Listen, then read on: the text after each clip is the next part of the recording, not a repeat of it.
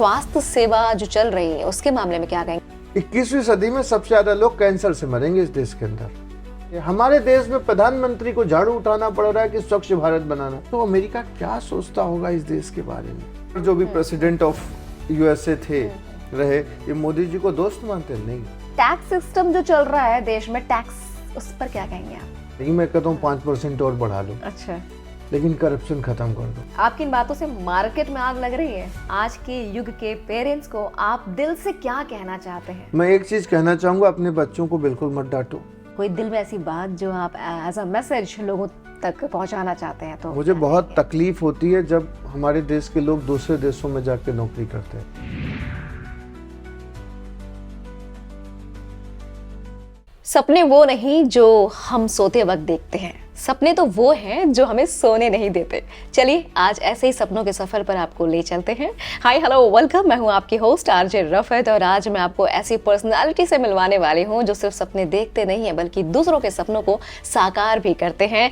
एक health reformer, एक motivational speaker, एक change maker we have today with us, yes none other than mister Pushkar Mishra ji. Welcome.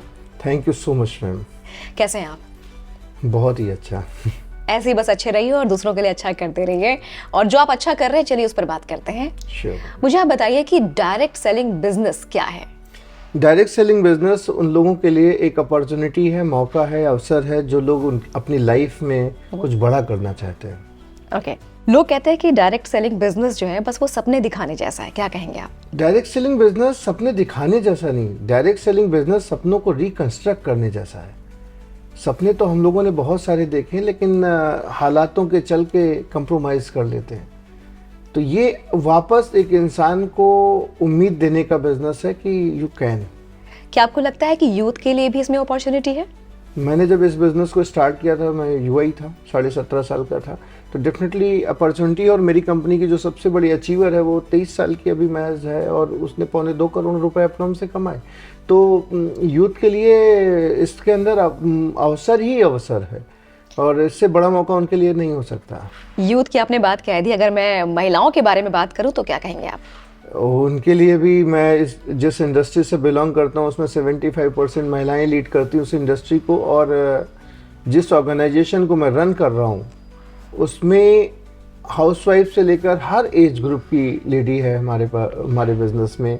Young girls भी हैं, house maker भी हैं, और इवन 60 इयर्स तक की महिलाएं एप्लॉम के अंदर एसोसिएटेड हैं जो दादी नानी बन चुकी हैं और आज के समय में 6 फिगर इनकम गेन कर रही हैं। वाओ! अगर मैं ये कहूँ कि इतना बढ़िया अगर बिजनेस है डायरेक्ट सेलिंग बिजनेस, तो क्या रिटायरमेंट के बाद इंसान सोच सकता है? या बिल्कुल सोच सकता है मैम, रिटायरमेंट के बाद सोच सकता है, और जो रिटायर्ड है उसका जो एक्सपीरियंस है वो उसके इस बिजनेस के अंदर काम आ सकता है। तो जो रिटायर्ड है तो उसके पास तो उसकी पूरे जीवन का अनुभव है और हजारों लोगों को वो जानता है, तो निश्चित तौर पे उनके लिए एक अवसर है। और मैं आपको बताऊं एप्लॉम बिजनेस के अंदर अबव 60 जो लोग भी हैं जो 6 फिगर इनकम गेन कर रहे हैं। Wow, superb. तो अभी आपने बताया यूथ, महिलाएं और रिटायर्ड पर्सन, इन नटशेल कौन कौन ये बिजनेस कर सकता है? एवरीबॉडी, जो सपने देखता है और उनको हकीकत में तब्दील करना चाहता है तो निश्चित तौर पे वो हर एक व्यक्ति इस बिजनेस को कर सकता है। एप्लॉम, इससे लोग क्यों जुड़े हैं? इसमें ऐसा क्या है कि लोग एप्लॉम से जुड़े हैं? एप्लॉम कोई कंपनी नहीं, एक विचार है जिसके लेके हम लोग काम कर रहे हैं। एक स्वस्थ एवं आत्मनिर्भर भारत हमें बनाना है, और हमारा मकसद पैसा कमाना नहीं, हमारा मकसद लोगों को एक अच्छा स्वास्थ्य देना और उनको उनके स्वास्थ्य के लिए जागरूक करना है, और वो आत्मनिर्भर भारत बनाना है। और भारत सरकार की जितनी भी योजनाएं हैं, मोदी जी आए तो उन्होंने योजनाएं लाए, उससे पहले से, क्योंकि 2008 में एप्लॉम एस्टेब्लिश हुआ, 17 साल होने जा रहे हैं। स्टार्टअप इंडिया, जब कोई भी इंसान एप्लॉम बिजनेस में एसोसिएट होता है तो स्टार्टअप इंडिया शुरू हो जाता है। स्टैंड अप इंडिया, मोटिवेशन, उसको इंस्पायर करना, वुमेन एम्पावरमेंट के सबसे बड़ा एग्जाम्पल एप्लॉम बिजनेस है वुमेन एम्पावरमेंट का।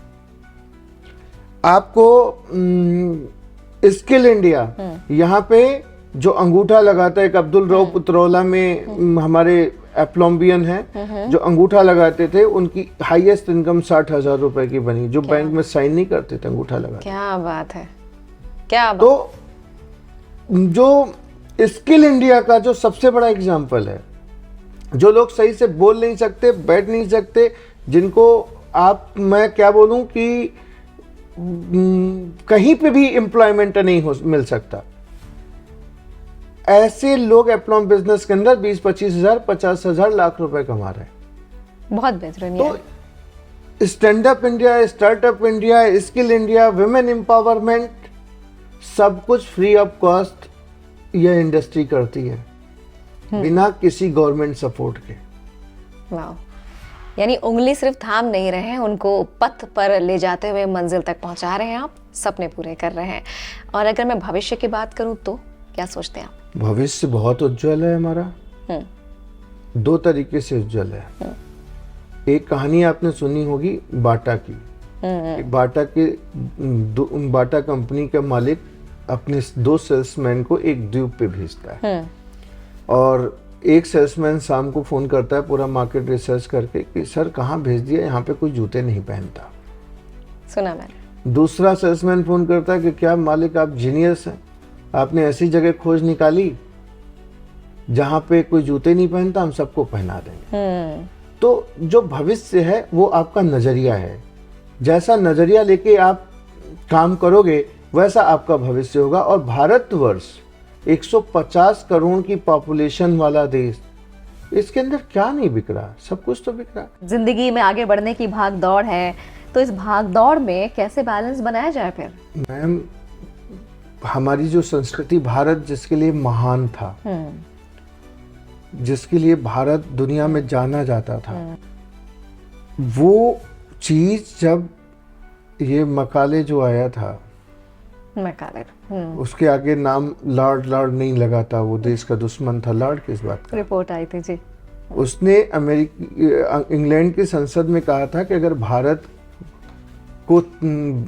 के व्यक्ति को तोड़ना है तो भारत का एजुकेशन सिस्टम तोड़ दो। ये सब जानते हैं। हमारे देश का पूरा एजुकेशन सिस्टम चेंज हो गया, और यही कारण है कि देश इस स्थिति में आ गया। आज हर चीज हमें वेस्टर्न पसंद है, और वेस्टर्न वालों ने, और वही हमारे देश की चीज जब वेस्टर्न उसमें लिख के आ रहा है तो हमको विश्वास ज्यादा है। वही आमला जो कोई अमेरिकन कंपनी इंडिया में बेच रही, तो इंडियंस आर कॉन्फिडेंट कि नहीं यार ये तो अच्छा होगा क्योंकि अमेरिकन बेच रहा। वही एलोवेरा अमेरिकन कंपनी बेच रही है तो ये तो अच्छा होगा, कॉन्फिडेंस ज्यादा क्योंकि अमेरिका का है। भले वो 10 रुपए की चीज को 100 रुपए में बेच रहा है, तो उसमें वेस्टर्न कलेवर चढ़ा दिया। सही कह रहे हैं आप। अभी मैंने कुछ दिन पहले जो हमारे यहाँ दातून इस्तेमाल होता था, जो फ्री में पेड़ से तोड़ के हम करते थे, मैंने एक बार एक वेबसाइट पे देखा, यूएसए में 1800 रुपए की एक दातून बिक रही है। मैं शॉक्ड थी। कंडे बिक रहे हैं ओपली अमेज़न पे। तो आप खुद सोचिए कि ये कुछ नहीं करते। जो पॉपुलेशन देख रहे हैं ना, भारत की 150 करोड़ की पॉपुलेशन, तो इनके लिए भारत बाजार। अच्छा, आपको क्या लगता है कि जो सोशल मीडिया क्रांति इस वक्त आई हुई है, उसका हमारे जीवन में क्या योगदान है? कुछ लगता है आपको? देखिए, पॉजिटिव नेगेटिव सब, मीठा खाना सबको पसंद है, लेकिन अगर जरूरत से ज्यादा खाओगे तो क्या होगा। वैसे सोशल मीडिया स्वीट पॉइजन है, तो इसको उतना इस्तेमाल करिए जितनी आपकी आवश्यकता है। ऐसा ना हो कि आपको नींद आनी बंद हो जाए। तो आपको एक डिसिप्लिन रूटीन में आपको चलना पड़ेगा कि नहीं यार, मेरे को 10 बजे के बाद फोन नहीं टच करना और सुबह 8 बजे तक नहीं टच करना। तो ये अगर आप एक डिसिप्लिन लेके चलोगे तो सोशल मीडिया, तो मैं तो कहूँगा वेपन है आपके लिए, और वही हथियार से आप खुद को गोली भी मार सकते हो। तो ऐसा नहीं, तो एक जो आपकी सुरक्षा कर रही है गन, और एक गन जो आपको खुद को भी उड़ा सकती है। तो आपके हाथ है, आपकी चॉइस है। चॉइस की आपने बात की है। आज मॉडर्न युग चल रहा है और हमारे पास इतनी अपॉर्चुनिटीज, इतने ऑप्शंस, इतनी चॉइसेस हैं कि कोई लिमिट नहीं है। ऐसे में आप क्या कहेंगे, मॉडर्नाइजेशन का हमारी लाइफ में क्या योगदान है, क्या इम्पैक्ट है? अपॉर्चुनिटी थी, है और आज भी है। जो भी बंदा हार्ड वर्किंग है वो कुछ भी करेगा, उसके अंदर सक्सेसफुल हो जाएगा। मुझे लगता है कि पहले से चीजें करना आज के समय में आसान हुआ है। अगर हमें कोई भी चीज अपनी लेके जानी, तो सोशल मीडिया का जो आपने इससे पहले जिक्र किया, उसके माध्यम से वर्ल्ड वाइड आप फ्रिक्शन ऑफ सेकेंड्स में पहुंचा सकते हैं। एग्जैक्टली। तो टेक्नोलॉजी आपके लिए एक वेपन है, और मॉडर्नाइजेशन के इस दौर के अंदर मुझे लगता है हार्ड वर्किंग जो बंदे हैं वो जो भी चाहेंगे, अब चॉइस आपकी क्या है, आप क्या बनना चाहते हो, तो ये तो आप ही को समझना पड़ेगा ना कि आपका हुनर क्या है। पेरेंट्स की बात कर लेते हैं। आज के युग के पेरेंट्स को आप दिल से क्या कहना चाहते हैं? मैं एक चीज कहना चाहूंगा, अपने बच्चों को बिल्कुल मत डांटो। पहली चीज, बच्चे वो नहीं करते जो आप उनसे कहते हो, बच्चे वो करते हैं जो आपको करते दिखते हैं। क्या बात है, सही कही। आप बच्चे को कहोगे पढ़ो और आप साथ में बैठ के मोबाइल देख रहे हो, तो बच्चा आपकी बात कभी नहीं सुनेगा। तो मैं तो सीधी सी बात कहूंगा, बच्चे एक मिट्टी है, आप जो आकृति उनमें देना चाहते हो आप दे सकते हो। तो पेरेंटिंग आज के समय में एक बहुत स्मार्ट थी, पहले भी थी और आज भी है। मुझे ऐसा लगता है कि बच्चों के साथ पेरेंट्स को टाइम स्पेंड करना, और दूसरा एक बहुत महत्वपूर्ण है, बच्चे को किसी के सामने क्रिटिसाइज मत करो, बहुत जरूरी। उसका कॉन्फिडेंस मत लूज करो। अभी एक जोश टाक आता है, उसमें एक बहुत सक्सेसफुल लेडी आई थी, वो स्पीच दे रही थी, मुझे एग्जैक्ट नाम याद नहीं आ रहा उसका। उसने कहा कि मेरे जितने फ्रंट बेंचर्स थे वो सब नौकरी कर रहे हैं, और जितने बैक बेंचर्स थे बिजनेस कर रहे हैं, और सब बड़े अच्छे हैं हम लोगों से तो बहुत ही बढ़िया पोजीशन पे हैं। हाँ। तो खेलने की अगर बात करूं मैं, तो कितना आप सोचते हैं जरूरी है खेलना? मैं आज भी खेलता हूँ। अच्छा। टेनिस खेलने रोज जाता हूँ। खेलने से आपके अंदर एक एटीट्यूड डेवलप होता है कि आपको इम्प्रूव करना है। और जितने भी पेरेंट्स हैं, मैं उनसे एक हम्बल रिक्वेस्ट करना चाहूंगा कि बच्चे को ग्राउंड लेके जाओ। आप किसके लिए कमा रहे हो? बोले टाइम नहीं मिलता। अरे कमा किसके लिए रहे हो यार? अगर आपका बच्चा ही गड़बड़ हो गया तो क्या करोगे पैसे का? भाई मेरे को सीधी सी बात बताइए आप कि आप 100 करोड़ के मालिक हो और आपके घुटनों में अर्थराइटिस है, या रोमेटाइड अर्थराइटिस हो गया आपको, या आपको डायबिटीज हो गया, आपको बीपी है, तो आप आपकी लाइफ एंजॉय कर पाओगे? बिल्कुल नहीं। क्या करोगे पैसे का? बड़ी सी गाड़ी में बैठ के आराम से चलेंगे? कुछ नहीं बैठ पाओगे। ये आपको लगता, जाओगे कहाँ? जो भी आदमी कहे चाय, बोले नहीं नहीं शुगर है, बिस्किट, बोले नहीं बीपी है, बोले चलना जीना स्टेयर चढ़ना, बोले नहीं नहीं घुटने काम नहीं कर रहे। तो सीधी सी बात, दुनिया का जो सबसे बड़ा धन है वो है निरोगी काया। ये बात प्रत्येक व्यक्ति को समझ लेनी चाहिए।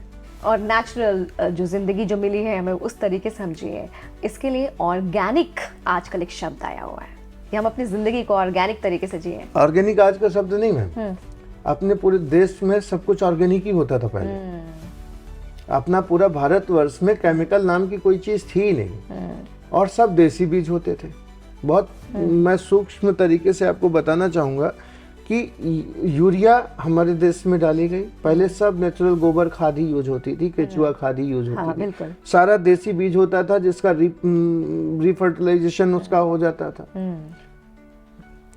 क्रॉप जितनी भी होती सब ऐसे होती थी, कोई केमिकल पड़ता नहीं था, सब देसी चीजें पड़ती थी। बाजारीकरण बढ़ा, देश के पॉलिटिशियंस और वैज्ञानिक बिक गए और उन्होंने चीजों को प्रमोट करा दिया। आज आप किसी भी सब्जी में कीड़ा हो तो बता दो। इसका क्या लॉजिक है? पेस्टिसाइड्स। तो सब बाजारीकरण से बदल गया। आज के समय में एक मेरे जानने वाले हैं, उनका बेटे ने ऑन्कोलॉजी स्ट्रीम ली एमडी में। बोले इसका फ्यूचर बहुत बढ़िया है भारतवर्ष में। 21वीं सदी में सबसे ज्यादा लोग कैंसर से मरेंगे इस देश के अंदर, और सबसे ज्यादा बड़ा जो मारक होगा वो होगा इंटेस्टाइन कैंसर, कोलोन कैंसर। अच्छा। सबसे ज्यादा भारतवर्ष में लोग मरेंगे। अच्छा। तो उसका बहुत बड़ा रीजन है पेस्टिसाइड्स। तो कैसे बचे फिर इससे? ऑर्गेनिक खा के, ऑर्गेनिक खा के थोड़ी सी मेहनत करनी पड़ेगी। थोड़ा सा हार्ड वर्क करना पड़ेगा। और वो एक बहुत साधारण तरीका बताऊं, पसीना बहा के बच सकते हो। अच्छा। बहुत लोग कहते हैं कि आपके प्रोडक्ट खा के क्या होगा, एलोवेरा पी के क्या होगा, इतना तो पोल्यूशन हम सोखते दिल्ली का, इतना ज्यादा एयर, हाँ। तो लखनऊ का। तो मैं तो कहता हूँ कि सीधी सी बात, तुमको अगर सांप काट ले और सही समय पे तुम्हारा ट्रीटमेंट हो जाए, बच जाओगे ना? बोला हाँ बच जाएंगे। मैंने सल्फाज खा लो, सही समय पे डॉक्टर के पास पहुंच जाओगे, बच जाओगे ना? बोले हाँ बच जाएंगे।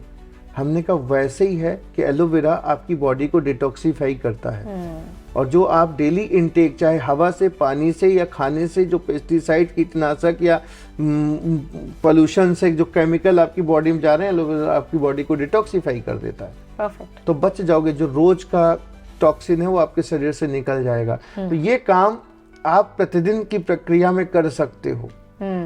सही बात। आपकी सारी बातों का एक अगर मैं निचोड़ देखूं तो वो है कि आप रूट से जुड़े रहें, ऑर्गेनिक रहें और नेचुरल रहें, तो सब चीजें सही रहेंगी।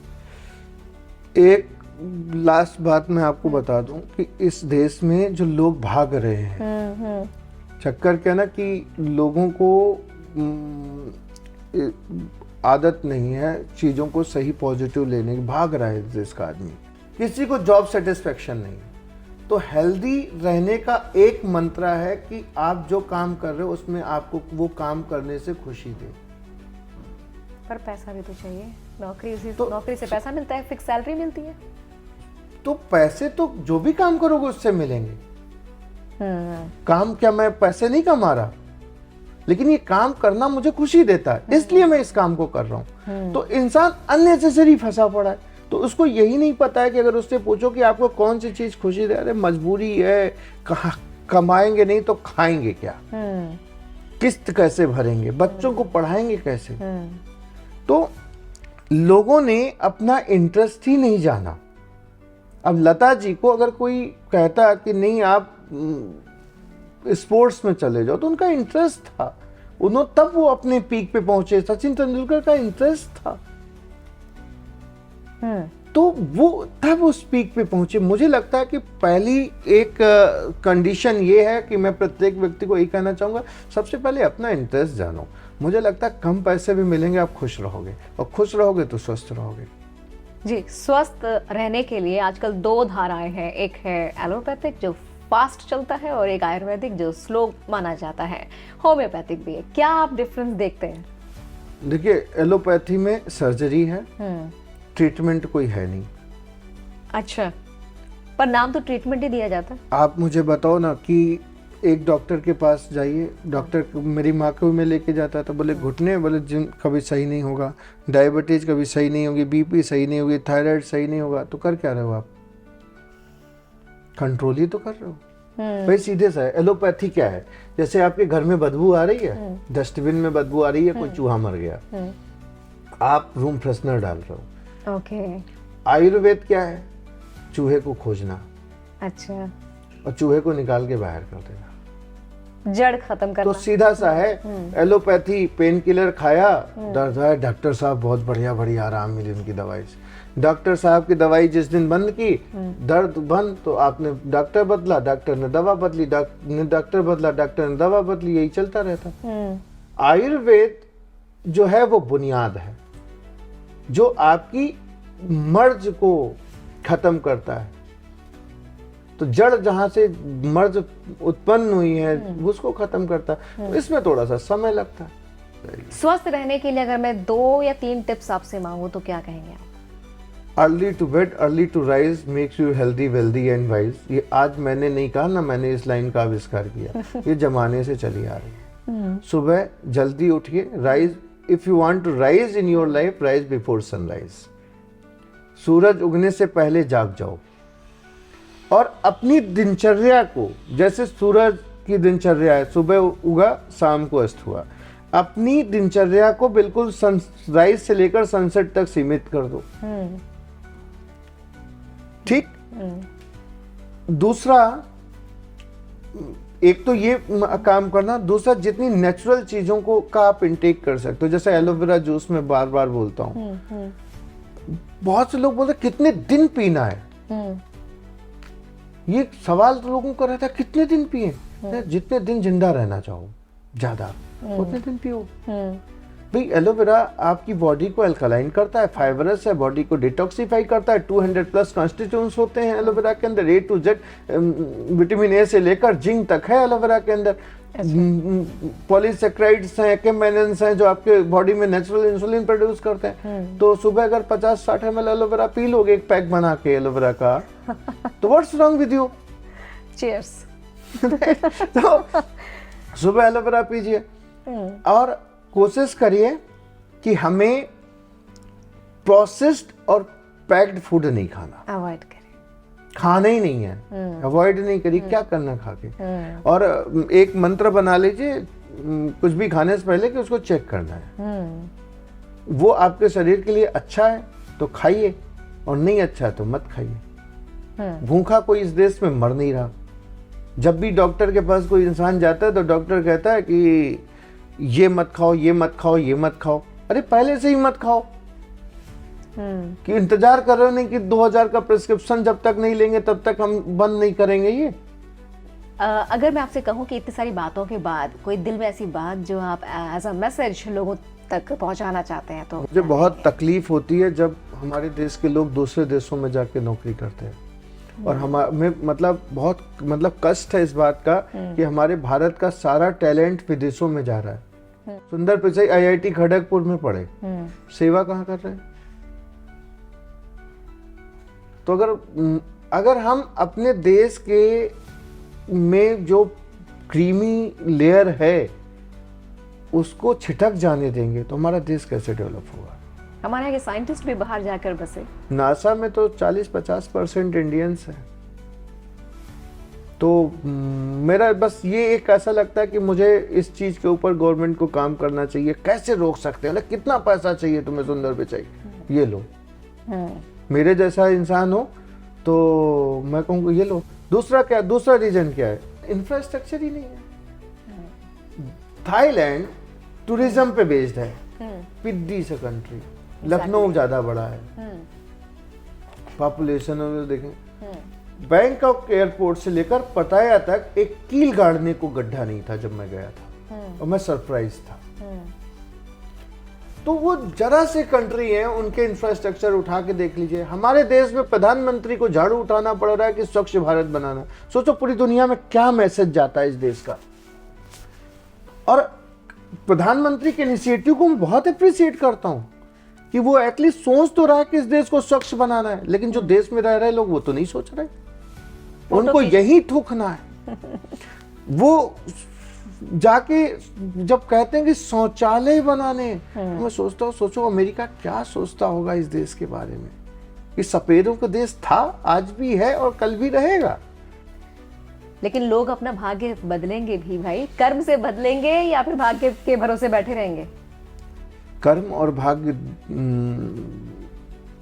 बहुत अच्छा सवाल आपका। कर्मा तो आपके हाथ में है और जो भाग्य है हम प्रत्येक व्यक्ति को कहते हैं कि आप अपना कर्म करिए। और भाग्य क्या है? जैसे बैंक में लॉकर होता ना, बैंक में आपका अकाउंट होगा, लॉकर भी होगा आपका। तो एक चाबी आपके पास होती है और एक मैनेजर के पास होती है। तो अपनी चाबी आप लगाते हो, साथ में मैनेजर भी अपनी चाबी लगाता है। तो जो कर्म है वो आपकी चाबी है और जो भाग्य है वो ऊपर वाले की है। अच्छा। तो ऊपर वाला किस दिन आपसे कह देगा तथास्तु जाओ, तो उस दिन आपकी जिंदगी चमक जाएगी। बहुत से लोग भाग्य के भरोसे में बैठे रहते हैं। तो भाग्य में हो सकता है यही लिखा हो कि कर्म करने से भाग्य जो है वो आपका उदय होगा। तो आप कर्म ही नहीं कर रहे, भाग्य पे बैठे। तो मुझे लगता है भाग्य तो कर्म से इंसान बनाता है और भाग्य तो उनका भी होता है जिनके हाथ नहीं होते। अब मैं कुछ फटाफट वाले सवाल आपसे पूछूंगी, ठीक है? तो आप सीट बेल्ट या हेलमेट लगा सकते हैं, प्रहार होने वाला है। जी मैम। Are you ready? एकदम। चलिए, तो पहला सवाल ये है कि सबसे पहले आप मुझे ये बताएं कि अपने जीवन में आज तक आप कहाँ फेलियर महसूस किए? मेरे गुरु ने कहा था बेटा गिरना भी तो आगे की तरफ। वाह। तो मुझे नहीं लगता कि मैं फेलियर हुआ हूँ। और एक लाइन है अंग्रेजी में, the number of embarrassment which you faced in your life is called experience. या हम जीतेंगे या सीखेंगे। क्या बात है। अगर मैं बात करूँ फेवरेट एक्टर की तो कौन है? अमिताभ बच्चन। हाय, जहाँ से हम खड़े होते हैं लाइन में से शुरू होती है। और he is really very inspiring personality. मैं तो उनको देख के दंग रह जाता हूँ। 82 ईयर्स, सब कुछ है उनके पास। 82 ईयर्स के अंदर भी जो उनके अंदर झील है और एक्साइटमेंट है, एनर्जी है, हैट्स ऑफ मैन। अभी मैंने उनके एक शो में देखा था, ताइक्वांडो वाले स्टाइल में उन्होंने पूरा पैर उठाया था। अभी मैं एक चेक करना चाह रही हूँ, वॉलेट दिखाइए और मुझे बताइए क्या उसमें आपकी शरीके हयात की फोटो है? बिल्कुल है मैम, रखनी चाहिए, क्योंकि हम लोग काम किसके लिए करते हैं? अपनी फैमिली के लिए। तो मेरा बेटा और मेरी वाइफ दोनों की ही तस्वीरें मेरे पास हैं। हाय हाय, और क्या बात है, स्क्रीन पे दिखाएं जरा। जी हाँ बिल्कुल। और मैंने तीसरी अपनी भी लगाई हुई है मेरी वॉलेट में। पूरी फैमिली तो तीनों की है। अच्छा, आप क्या आपके पास इतने लंबे सफर में कोई एक एम्प्लॉय है जो शुरू से अभी तक बना हुआ है? एक नहीं, अनेक हैं। और बहुत सारे लोग हैं जो जिन्होंने कंपनी के पहले दिन से लेकर अभी तक हमारी ऑर्गेनाइजेशन के साथ हैं। I am really blessed. और वो एम्प्लॉई नहीं है, they all are the founder of Aflom health care. और हम सब साथ में मिलके ग्रो कर रहे हैं। For you big yes too? मैं बहुत सारे थॉट्स हैं जिनको मैं बिग यस कह सकता हूँ।